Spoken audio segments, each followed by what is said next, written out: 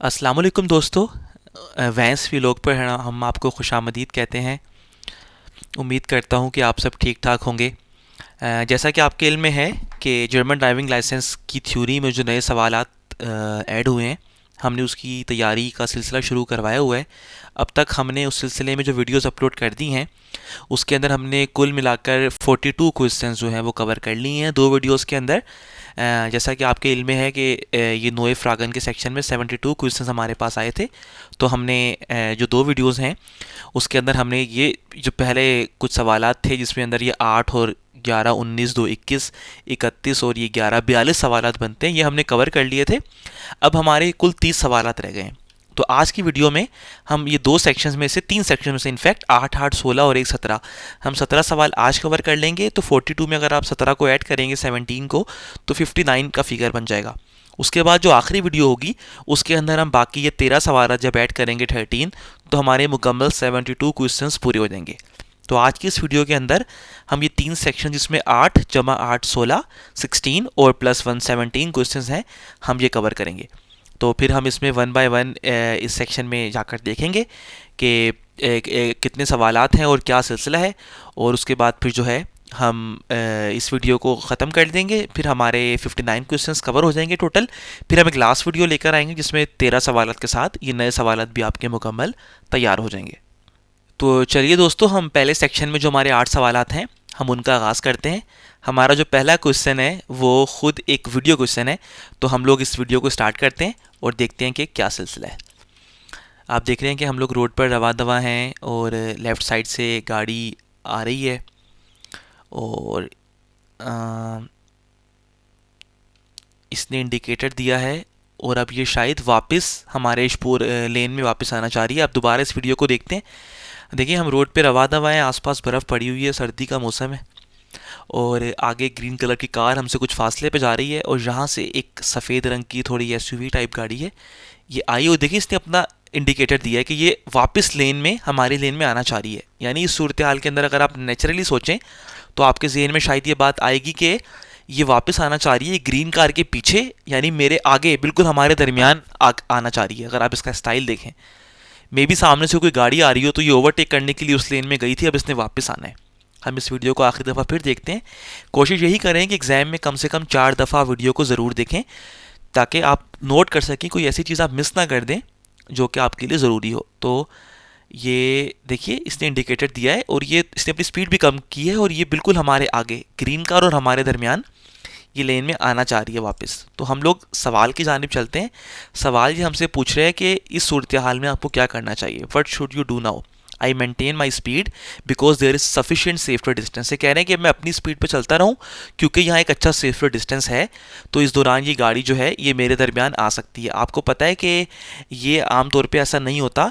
हम कोशिश यही करते हैं कि जब हम आउटसाइड बिल्डअप एरियाज हो तो हमारे दरमियान एक मखसूस फासला, जो हमने पिछले सवालत में देख लिया था, 2 सेकंड का उसको डिस्टेंस कहा जाता है, हम वो हमें मेंटेन रखना होता है। तो अगर अभी हम इसी स्पीड पे चलते रहे, जो कि तकरीबन लगभग 50 किलोमीटर पर आवर की स्पीड है हमारी, अगर 60 की, अगर हम इसी पे चलते रहे तो ये गाड़ी अगर इस लेन में आ गई तो सेफ्टी डिस्टेंस हमारे दरमियान मेंटेन नहीं रह सकेगा। ये ऑप्शन इसका ठीक नहीं है। I accelerate so that the overtaking vehicle can pull in behind मी।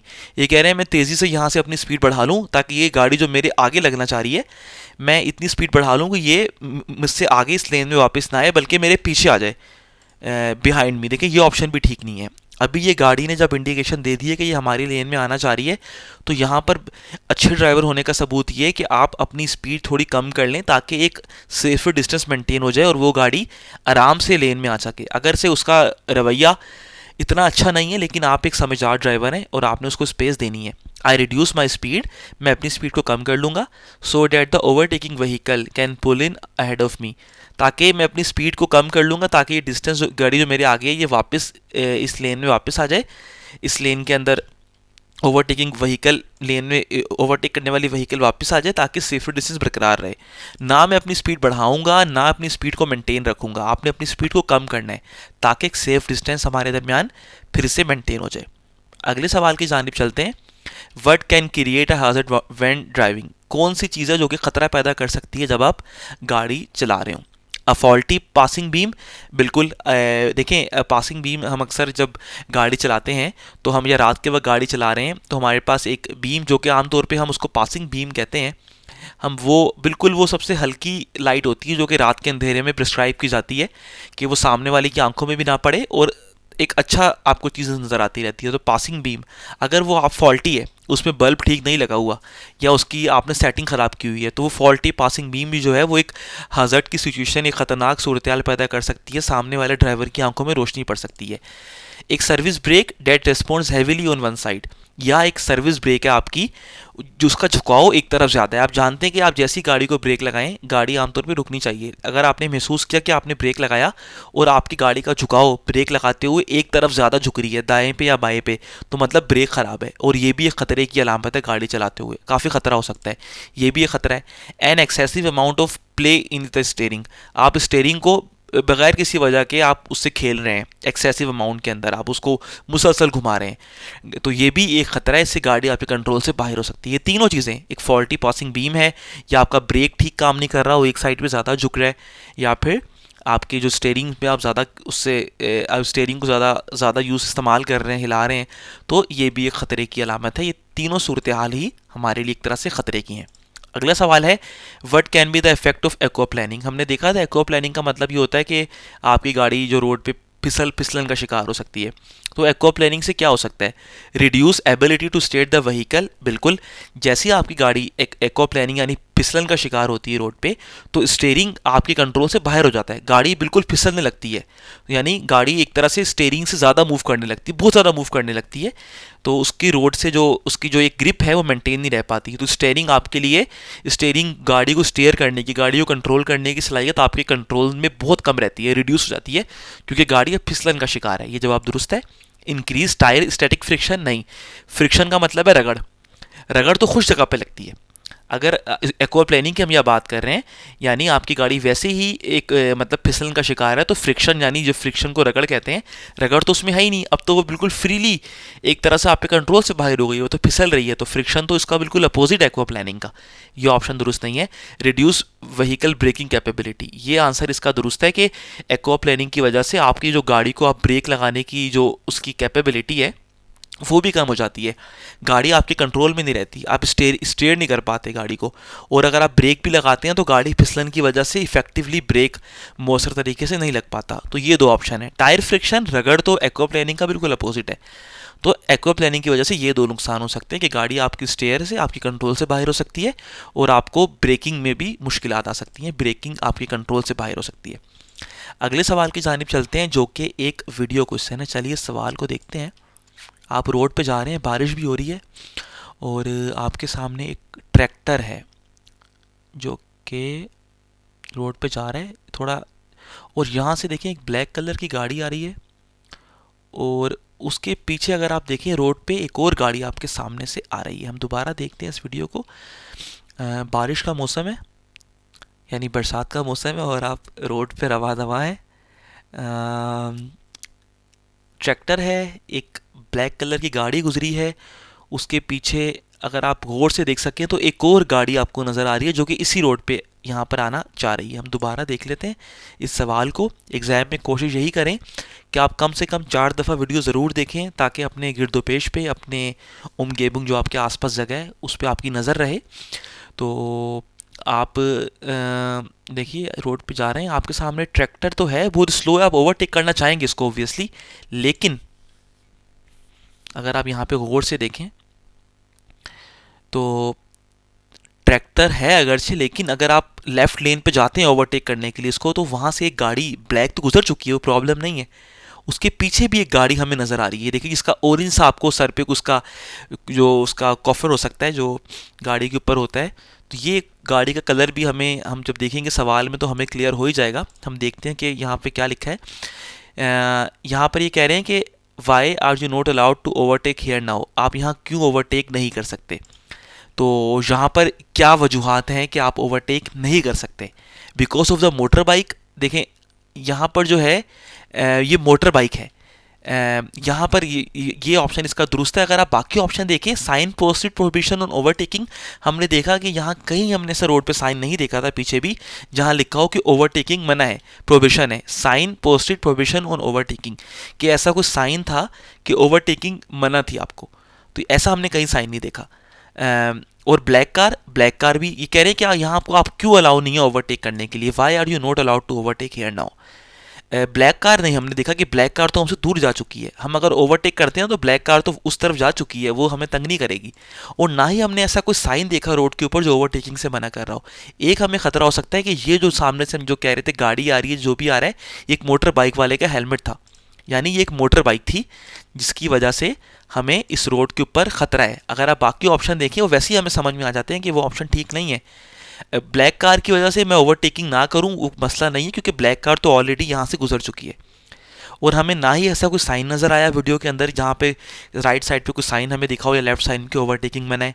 तो एक ही ऑप्शन बचता है मोटर बाइक का, तो वो मोटर बाइक थी जो हमने वहाँ से आते हुए देखी थी। हमारा अगला सवाल है, what must you anticipate in this parking area. देखिए आप पार्किंग एरिया में जा रहे हैं, यहाँ पे काफ़ी सारी गाड़ियाँ पार्क हुई हुई हैं, तो यहाँ पर आपने किन चीज़ों को ध्यान में रखना है, मलहूज़ खातिर रखना है। ट्रक्स डेट आर अनकरेक्टली पार्क्ड, बिल्कुल पार्किंग एरिया में कुछ ऐसे ट्रक हो सकते हैं जो कि प्रॉपर पार्क ना हुए हो, उन्होंने जस्ट हो सकता है टॉयलेट का भी हो यहाँ पर वैसे वगैरह, उन्होंने ब्रेक लिया हो। तो यहाँ पर आमतौर पे पार्किंग का इतना ख्याल नहीं रखा जाता पार्किंग एरिया में। तो ट्रैक्टर ऐसे हो सकते हैं, ट्रक्स जो बिल्कुल इनकरेक्टली पार्क हुए हों, ये जवाब इसका एक दुरुस्त हो सकता है। Vehicle emerging from parking spaces, बिल्कुल ये भी मुमकिन है कि यहाँ जो गाड़ियाँ पार्क हुई हुई थी उन्होंने अपना पाउजे या ब्रेक मुकम्मल कर लिया हो और वो निकल के रोड पे आए, इमर्ज हो सकती हैं। Emerging from the parking spaces, जहाँ गाड़ी किसी ने पार्क की हुई है वो निकल के पार्किंग से और रोड पे वापस आना चाह रहा हो, तो गाड़ियाँ भी निकल सकती हैं। People on the road way, even ये भी मुमकिन है कि यहाँ पर लोग अपनी गाड़ियों में पार्किंग करने के बाद, ब्रेक लेने के बाद रोड पे निकल रहे हो। तो आप इस बात को भी ज़हन में रखें कि रोड पे लोग मौजूद हो सकते हैं। ये तीनों ऑप्शन इसके दुरुस्त हैं। अगला सवाल हमारा एक और वीडियो क्वेश्चन है, चलें इसको देखते हैं। आप रोड पे रवा दवा हैं, यहाँ पर आपने देखा कि ओवरटेकिंग का इन्होंने 70 की स्पीड शो की हुई है और एक ख़तरा बताया हुआ है ओवरटेकिंग से आपको, जो रेड कार सामने से आ रही है और आपने देखा कि आप इस जानिब यहाँ मुड़े हैं, एक वाइट ट्रक है जो कि इस तरफ मुड़ा है, उसके पीछे येलो ट्रक है। चलिए हम एक दफ़ा दोबारा देखते हैं इस वीडियो को और उसको समझने की कोशिश करते हैं।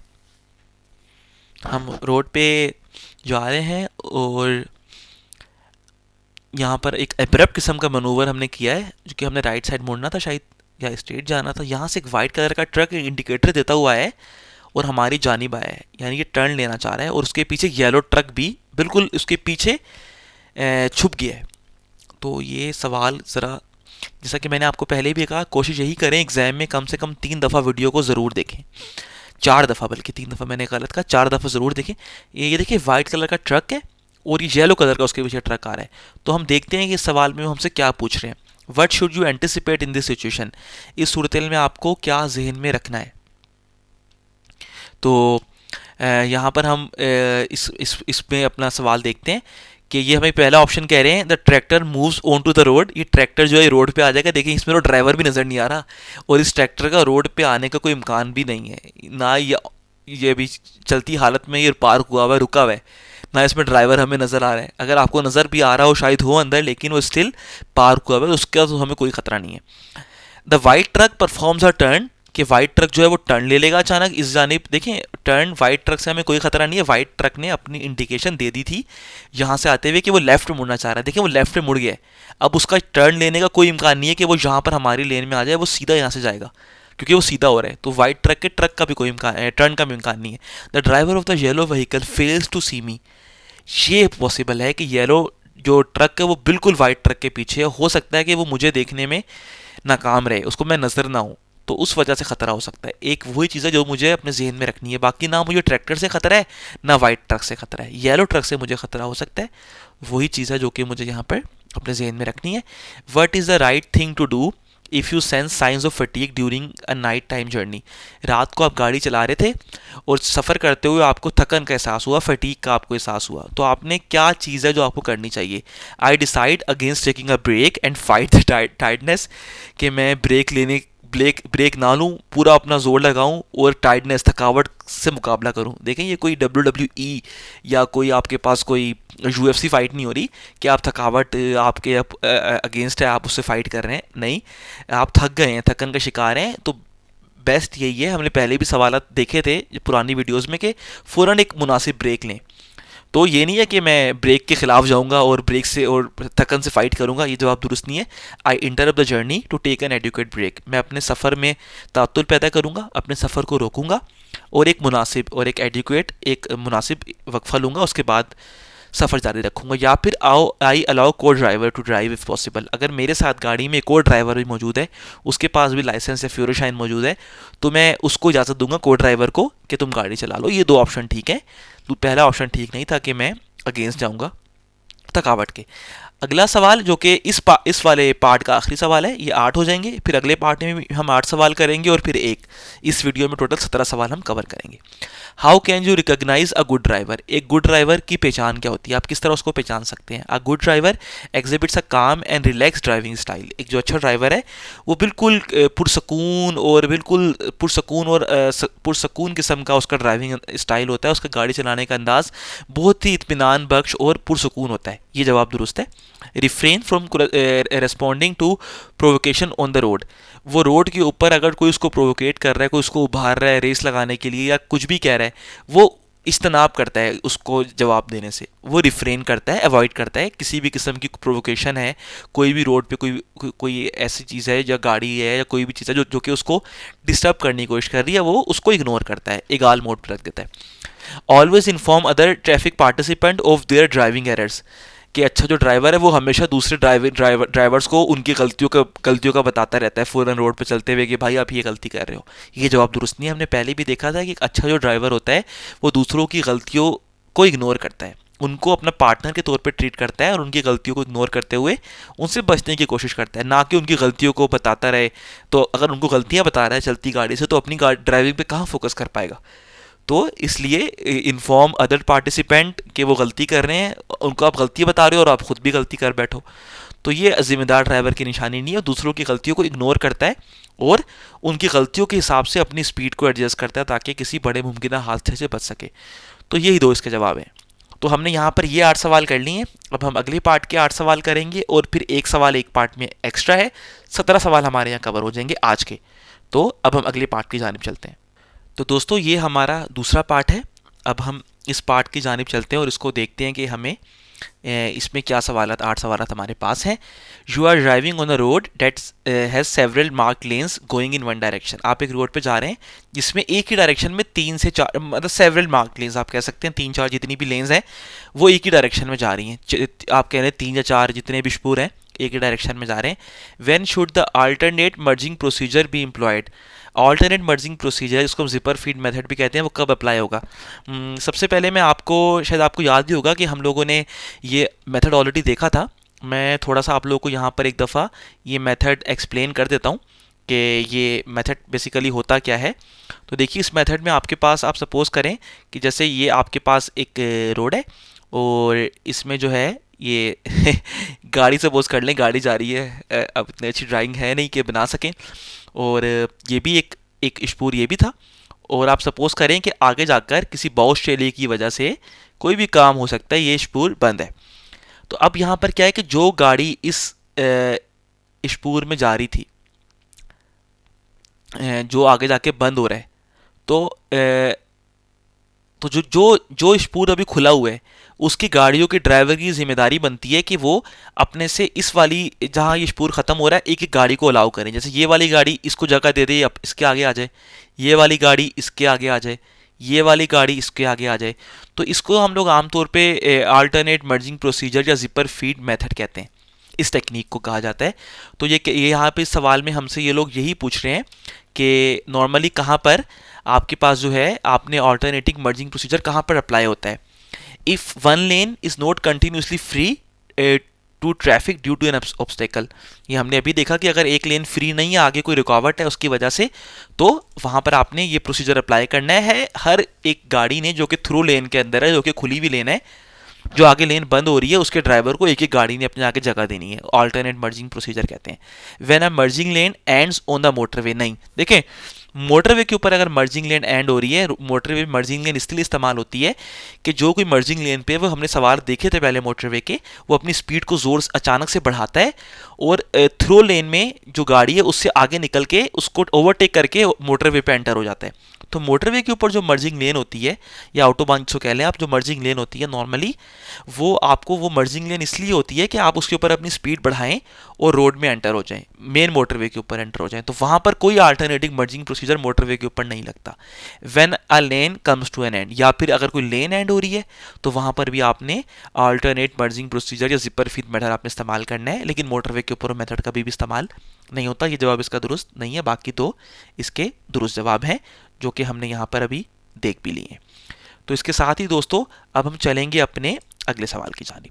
हमारा अगला सवाल है, your car has an engine fault, कि आपकी जो गाड़ी थी उसको उसमें एक इंजन फॉल्ट आ गया, and must be towed away with a tow rope के अब उसको लाजमी तौर पे आपने टॉ करना है किसी भी रोप के साथ, जो आपके पास रस्सी होती है, रोप कहते हैं उसको, आपने उसके साथ टॉ करना है। आपकी गाड़ी का इंजन जो है फॉल्ट आ गया है, अब उसको किसी ने पुल करना है, टॉ करना है।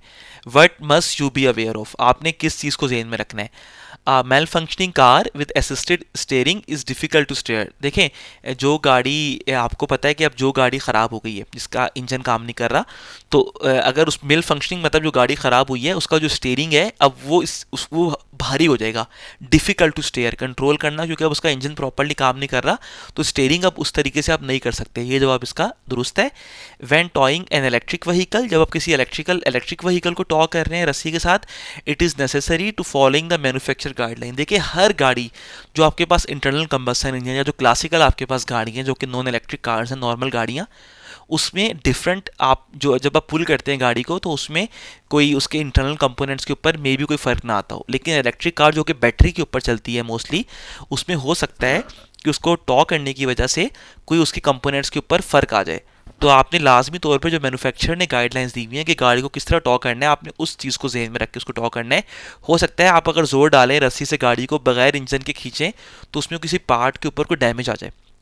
Driving licence class B E is the minimum requirement in order tow car, नहीं देखें, आपको क्लास जो बे ए, ये तो एक्सटेंडेड है, इसमें अनहंगा वगैरह अगर आपने कोई अटैच करने हैं साथ में एक्स्ट्रा कोई, तो उसके लिए होता है। लेकिन आपकी जो नॉर्मल कार है, जो आप फ्यूजन क्लास से बे करते हैं, उसमें भी आपके पास 3,5 टन 3.5 टन तक आपको अलाउ होता है वेट, तो वो भी इसके अंदर आप आराम से गाड़ी उसमें टॉ कर सकते हैं, वो प्रॉब्लम नहीं है। क्लास बी की आपको कोई ज़रूरत नहीं है, ये एक एडवांस लेवल है अनहैंगर के लिए, जो आपने कुछ चीज़ें अटैच करनी होती हैं, ये क्लास बी के बाद होता है। तो हमारे इसमें ये दो जवाब भी दुरुस्त हैं। अगले सवाल की जानिब चलेंगे। एज अ बेसिक रूल, वर्ट lights of a motor vehicle must be turn on when driving in darkness, अगर आप अंधेरे में गाड़ी चला रहे हैं तो एज़ पर ड्राइविंग रूल कौन सी गाड़ी की लाइट है जो कि मोटर व्हीकल की गाड़ी की जो कि अंधेरे में चलनी चाहिए? Passing beam. देखिए पासिंग बीम ही वो है जो कि थोड़ी हल्की सी लाइट होती है, जो कि अंधेरे में रेकमेंड की जाती है ताकि आपको सामने नज़र आ सके, ये जवाब है। पार्किंग लाइट कभी भी आपने अंधेरे में ओनली पार्किंग लाइट कभी नहीं चलानी। पार्किंग लाइट आपको कुछ जगहों पर एक्सेप्शंस हो सकती हैं, हमने पहले सवालात देखे थे पिछली वीडियोस में, कुछ जगहों पर मे भी आपको ज़रूरत पड़े, लेकिन अंधेरे में जहां आपने गाड़ी चलानी है वहां पर आपने सिर्फ और सिर्फ पासिंग बीम ही चलानी है, ताकि सामने से आने वाले ड्राइवर की आंखों में भी रोशनी ज़्यादा ना पड़े। पासिंग बीम एक लो कैपेसिटी की लाइट होती है, ड्राइविंग बीम नहीं, ये हाई बीम होती है, ये आंखों में पड़ सकती है। पासिंग बीम ही नाम से जाहिर है सिर्फ पास होते हुए आपने ये चलानी, आपको लगनी है, तो पासिंग बीम है, आप पास कर रहे हैं, आराम से गाड़ी के साथ से गुजर रहे हैं, तो पासिंग बीम ही है जो कि आपने अंधेरे में अगर गाड़ी चला रहे हैं तो ये आपने ऑन रखनी है।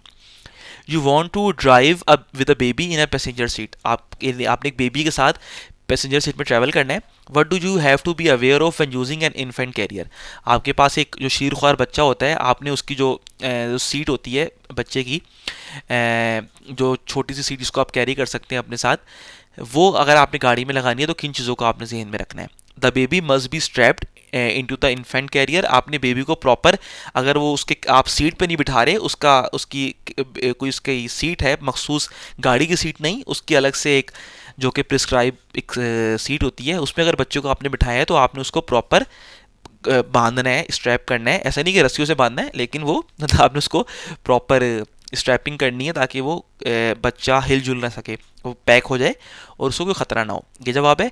If install the passenger air bag must be deactivated. देखें, अगर पैसेंजर एयर बैग वहाँ मौजूद है तो उस सीट के ऊपर कोशिश यही करें कि आप उस एयर बैग को डीएक्टिवेट कर दें। आजकल तो गाड़ियों में फीचर्स होते हैं, आप एक ही क्लिक से अपनी जो एयर बैग है उसको डीएक्टिवेट कर सकते हैं। क्योंकि देखिए, अगर तो बच्चा उस सीट पे मौजूद है जहाँ पर एयर बैग है और अगर वो एयर बैग खुलता है, चाहे बेशक आप प्रिस्क्राइब ये नहीं किया जाता कि आप बच्चे को जो है फॉर एग्जांपल इस तरह आप बच्चे को रखें, अगर आपके पास जो एयर बैग खुलता है और बच्चा एयर बैग की सीट के ऊपर है, तो अगर आपने बच्चे की सीट ऐसे रखी हुई है तो एयर बैग ज़ोर से खुलता है तो ये प्रेशर लाके बच्चे के सर के ऊपर टकरा सकता है, जिससे मे भी कुछ इंजरी हो सकती है और लाइफ थ्रेटनिंग इंजरी भी हो सकती है, खुदा ना खास्ता।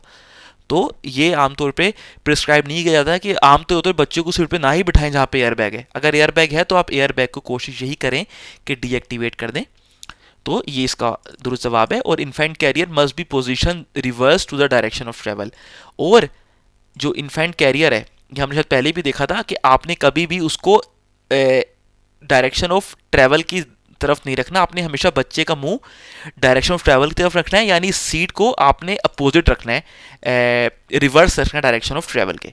ये हमने पहले भी देखा था, ये चीज़ आप जहन में रख लें कि जो बच्चे का मुंह है वो बिल्कुल गाड़ी की, अगर वो बच्चा देखें ये गलत है, अब ये सीट को घुमा लें बिल्कुल 180 डिग्री, बच्चे का मुंह सामने की तरफ होना चाहिए। तो ये जो आपकी सीट होगी ये एक तरह से डायरेक्शन ऑफ ट्रैवल के, इसका ये वाला हिस्सा रिवर्स हो जाएगा। अभी देखें ये वाला हिस्सा गाड़ी की डायरेक्शन में है, जब आप इसको घुमा देंगे तो ये बच्चे का मुंह गाड़ी की डायरेक्शन में हो जाएगा और सीट का मुंह उसकी डायरेक्शन के रिवर्स आप कह सकते हैं।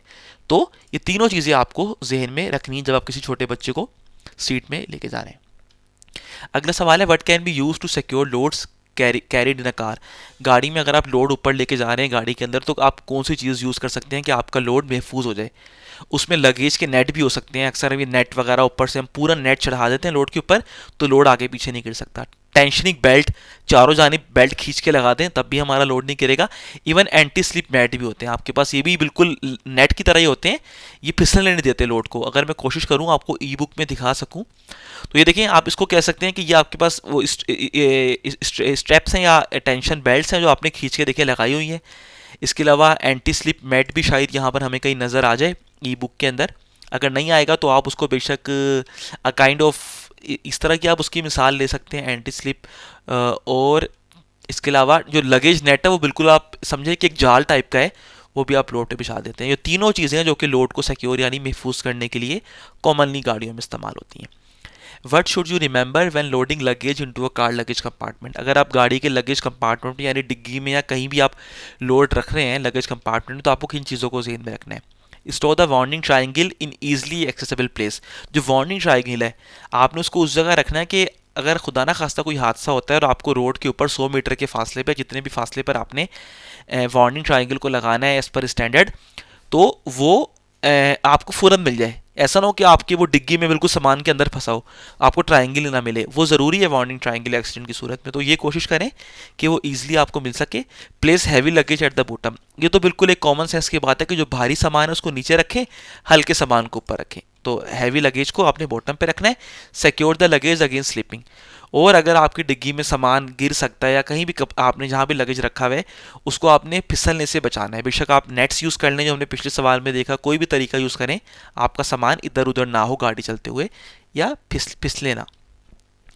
You receive a telephone call while driving. गाड़ी चलाते हुए आपको एक telephone call I, what must you be aware of. आपको किस चीज़ को ज़हन में रखना है। I may use a telephone, मैं टेलीफोन तब यूज़ करता हूँ इफ़ कर सकता हूँ the telephone is not use for longer than 7 seconds here. देखें 7 सेकंड का कोई रूल नहीं है, 7 सेकंड का इसमें रूल ही नहीं है कि टेलीफोन 7 सेकंड से ज़्यादा इस्तेमाल नहीं कर सकते।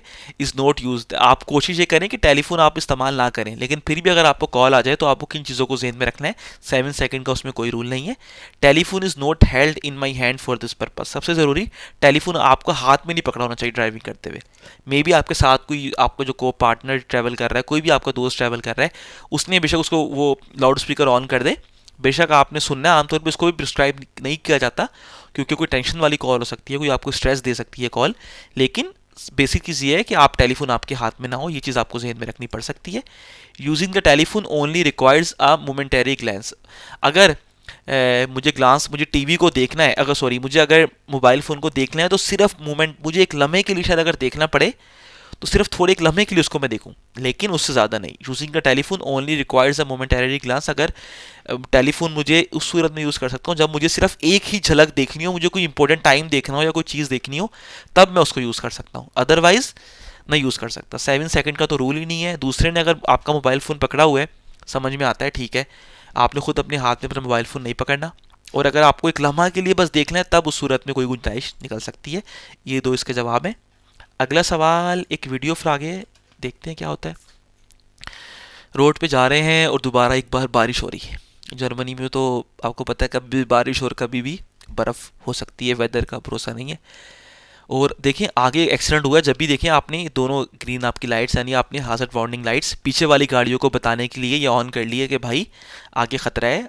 हमने सवाल पहले भी देखा था कि हाजर्ड वार्निंग लाइट्स अब ऑन कर लेते हैं ताकि पिछले वाली गाड़ियों को इंडिकेशन मिल जाए कि आगे कुछ खतरा हुआ है, तो वो अपनी स्पीड वैसे ही कम कर लें। तो आपने देखा कि आगे खतरा है, उस गाड़ी ने भी देखिए आपसे आगे वाली गाड़ी ने भी हाजर्ड लाइन ऑन की थी और आपने भी ऑन कर ली। और देखिए इसने वार्निंग ट्रायंगल भी यहाँ पर लगाया हुआ है, जो कि एक अच्छी प्रैक्टिस है ताकि दूर से आने वाले को नज़र आ जाए कि आगे खुदा ना खास्ता कोई हादसा हुआ है तो वो ख़तरे का बायस ना बने, और अगर मदद करनी है तो आप उसकी मदद के लिए भी पहुँच जाएँ।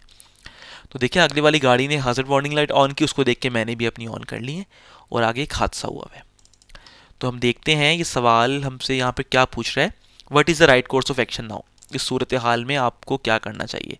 आई drive as far to the left as possible, ये जवाब इसका दुरुस्त है। कोशिश यही करें जितना हो सके लेफ्ट पे हो जाएं, तो क्योंकि आगे स्पेस तंग हो रही है, दो एक्सीडेंट गाड़ियों का हुआ है, जितना मुमकिन हो लेफ्ट साइड पे हो जाएं। I continue driving just as before, नहीं, देखें आप जिस पहली स्पीड पर ट्रैवल कर रहे थे अपनी स्पीड शायद आपको कम करनी पड़े, क्योंकि आगे एक्सीडेंट हुआ है, टनल भी आ रही है। तो आपने इस सिनेरियो के हिसाब से, सूरत हाल के हिसाब से अपनी स्पीड को पहले वाली नहीं रखना, थोड़ा कम करना पड़ सकता है। तो driving as before is not an option. I reduce my speed further, मैं अपनी स्पीड को मज़ीद कम कर लूँगा। तो ये हमारे देखें यहाँ तक आज की वीडियो के 16 सवाल हो गए हैं। अब हम एक और सवाल करेंगे तो हमारे 17 सवाल इस वीडियो के, जैसा कि हमने आपसे वादा किया था, वो मुकम्मल हो जाएंगे। तो दोस्तों ये आज का आखिरी सवाल है। हमने अब तक 16 सवाल 8 सवाल कवर करके 16 कर लिए हैं। ये आखिरी सवाल है, 17 सवाल हो जाएंगे। और इसके साथ ही फिर हमारे जो है 42 हमने पहले करवाए थे, 17 आज करवा दिए हैं, 59 क्वेश्चंस हमारे कवर हो गए हैं। हम 13 मज़ीद अगली वीडियो में लेके आएंगे तो हमारे टोटल 72 क्वेश्चंस मुकम्मल हो जाएंगे। तो ये ट्रैफिक साइन का सवाल जो कि नया ऐड हुआ है, what should you anticipate when you see this road sign. आपने रोड साइन देखा है, देखिए रोड साइन आपको क्या बता रहा है, रेड ट्राइंगल है यानी खतरा तो है। रेड ट्राइंगल जैसे आया खतरा, दरख्त है, देखिए दरख्त शायद गर्मी ज़्यादा है समर का मौसम है, दरख्त की शाखें निकली हुई हैं, सर्दी में तो नहीं होती। और ये ट्रक देखें, ये दरख्त से टकरा सकता है या इसकी जड़ों पे टकरा सकता है, तो ये दरख्त से बचने की कोशिश करेंगे। तो इस सूरत हाल में आप लोग किस चीज़ को जहन में रखना है अगर आपने रोड साइन देखा है। Vehicle ahead that may swerve out suddenly to the left, ये हो सकता है कि आगे जो व्हीकल है वो तेज़ी से लेफ्ट पे हो जाए, क्योंकि देखिए अगर वो जाती रहेगी तो वो इसकी शाखों से टकरा जाएगी, तो शाखों से टकराने का मसला हो सकता है। तो मे बी वो गाड़ी उससे बचने के लिए फ़ौरन लेफ्ट साइड पे चली जाए, एक ये ऑप्शन है। व्हीकल अहेड डैट में ब्रेक सडनली, ये भी हो सकता है कि अब मेरे आगे एक ब्रेक है, एक गाड़ी है, वो अचानक इस दरख्त को देखकर इससे बचने के लिए अपनी स्पीड को बहुत कम कर ले या ब्रेक लगा ले, ये भी मुमकिन है। Tree branches lying on the roadway, देखें ये दरख्त कितना हरा भरा दरख्त है माशाल्लाह, बहुत ज़्यादा इसकी शाखें हैं, तो हो सकता है कोई शाख कट के ज़मीन पे भी गिर गई हो, कोई पत्ता वत्ता गिर के ज़मीन, तो ट्री ब्रांचेस ये हो सकता है कि उसकी कोई शाख रोड वे पे गिरी हो। ये तीनों इसके ऑप्शन दुरुस्त हैं कि ड्राइवर लेफ्ट पे हो जाएगा, अचानक ब्रेक लगा लेगा, या कोई आपको रोड पे शाख वगैरह गिरी मिलेगी। तो दोस्तों आज की वीडियो इसके साथ ही मुकम्मल हुई। हमने 17 सवाल आज मुकम्मल किए हैं, 42 पहले किए थे, 17 अब कर लिए, 59 मुकम्मल हो गए। अगली वीडियो में इंशाल्लाह हम 13 सवाल लेकर आएंगे, 13, और उसके साथ ही हमारे ये मुकम्मल हो जाएंगे टोटल 72 क्वेश्चंस। अगर आपको हमारी वीडियो पसंद आ रही है तो लाइक ज़रूर करें, चैनल को सब्सक्राइब करें, अपने जानने वालों में ज़रूर शेयर करें जो कि ड्राइविंग लाइसेंस कर रहे हैं। इसके साथ साथ हमने अपने चैनल के ऊपर आइन बुर्गरुंग टेस्ट की तैयारी की भी प्लेलिस्ट डाली है, आप अगर उससे भी इस्तेफादा हासिल करना चाहें तो कर सकते हैं। और इसके अलावा हमने जो है बे आइंस जो है उसका हमने जो आपके पास ब्रीफ श्राइबन का पार्ट होता है उसकी भी हमने कुछ वीडियोस डाली हैं, ज़रूर इस्तेफ़ादा करें। और अगर आपका कोई क्वेरी है, कोई क्वेश्चन है इस वीडियो के हवाले से, तो ज़रूर हमारे कमेंट सेक्शन में डालें, हमारी टीम उसको रिस्पॉन्स करने की कोशिश करेगी। आप अगर चाहें तो हमें पेट्रियन पर सपोर्ट कर सकते हैं, उसका लिंक डिस्क्रिप्शन में मौजूद है। तो दोस्तों, आज तक की वीडियो के लिए इतना ही। अपना बहुत ख्याल रखिए। कोई सवाल हो तो ज़रूर कमेंट सेक्शन में डालिए। और इस वीडियो तक के लिए इतना ही। अगली वीडियो तक के लिए हमें इजाज़त दीजिए। अपना बहुत ख्याल रखिए।